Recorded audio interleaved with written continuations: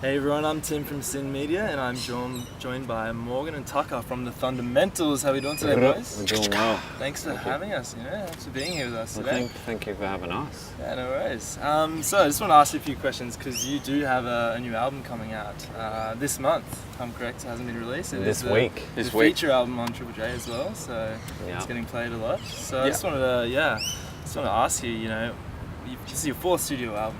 So it's pretty impressive, guys. So how do you keep the inspiration up for your music? I suppose. Jimmy flips. Yeah, boy. Yeah,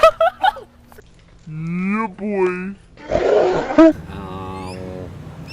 Space exploration, conspiracy theories. Yeah. Just the kind of normal inspiration kind of pretty platforms, really. Yeah. And I don't know, it's humor. Yeah, humor. Comedy. Humor potentially. For this one, it was about everyone in our life.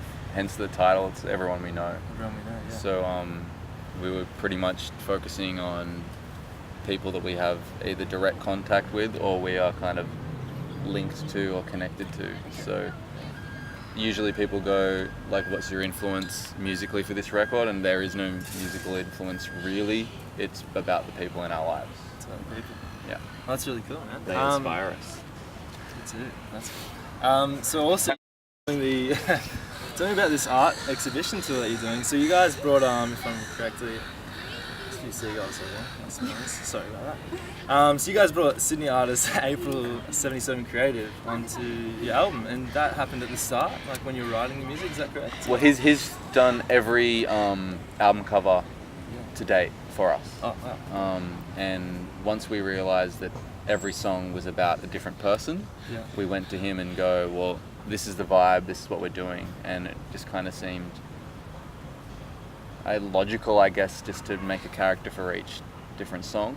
And then once that we saw them all, we were like, well, let's make a book. And then once we made the book, we go, well, let's do an art exhibition / listening party, in the hope that it's more, I guess, stimulating than your average, like just trying to do something different that people can plug into, I guess. So is it just that, like just something different, something you haven't done before? Is that the reason for this, the art and to bring it together to the music?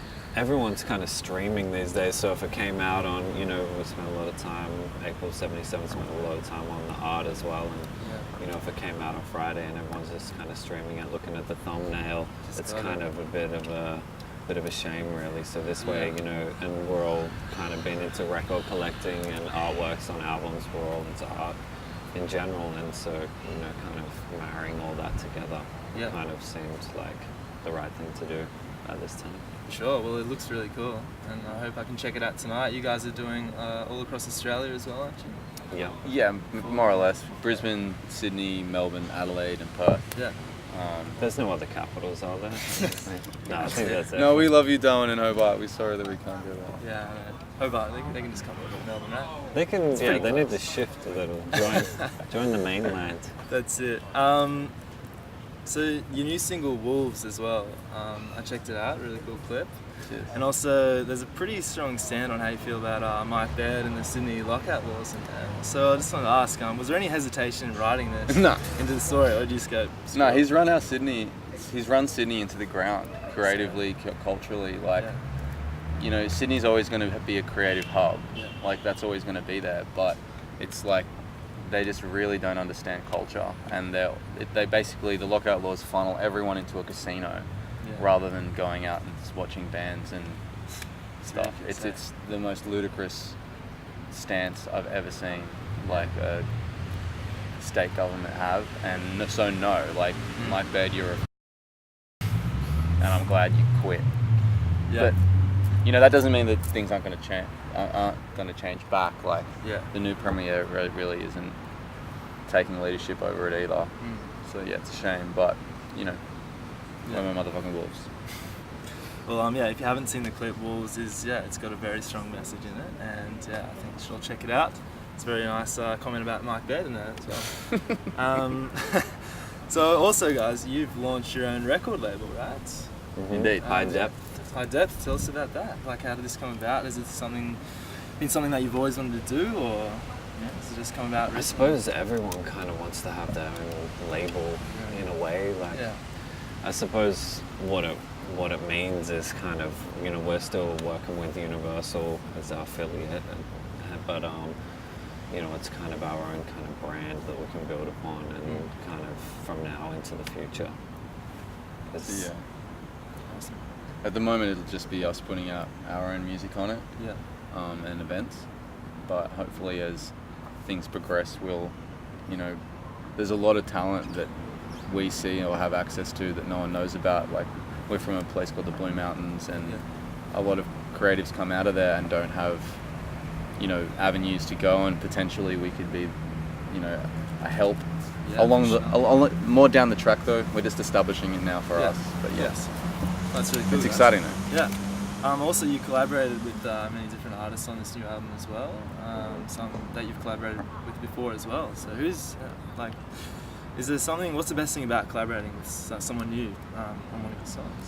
Well, we collaborated with some old friends as well, some people who featured on the previous albums. So one was Lanius, who's now moved to Melbourne. You guys have got him now. He was originally from Brisbane. But you know, something that's kind of exciting about him is you kind of give him a track with not too much on it and a bit of a brief idea of what you want, and you kind of get back this magic and something bigger and larger than you could ever kind of expect, you know. So it's always, like just the excitement factor of what those people are going to bring to your songs and your music. And I guess you can layer on top of that. Keep going. Yeah. Lanius in particular is a really interesting artist because like Morgan said, you give him a beat and you give him the lyrics and he just goes. We got like 50 different tracks of all different kind of orchestral harmonies and stuff like that. Whereas with the other collaborations, we only need one take. Like we need literally one line of a female vocal. So it's always different, and for most of the record we knew what we wanted, but with Lanius and Hilltop Hoods it was really collaborative, and we honestly didn't know what we were going to get back.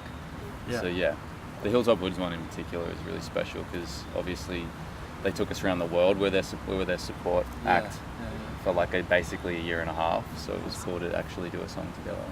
They're our daddies. They're daddies. Do you have a favourite? Like you said, Lanius is like you speak highly of it. Do you have like a favourite person you'd love to collaborate with and always will in the future as well? I know this is going to sound romantic, but probably my band. Like this was the first record we got to work almost full time on as actual musicians, not just hobby horse musicians. And we were in a studio like 5 days a week sometimes. So that they're definitely my favourite collaborators. Sweet. There you go. Lanius is pretty dope though. Like, I should have said Tucker. Now. Lanius is crazy. You just never know what you'll get back. Like you just don't. But generally flames. Yeah. And sometimes he like records weird shit. That eyebrow razor wasn't because of the red hair, by the way. I said flames. I said flames. Yeah, boy. I thought you were trying to sing that one in there the whole time, weren't you? Yeah, sick.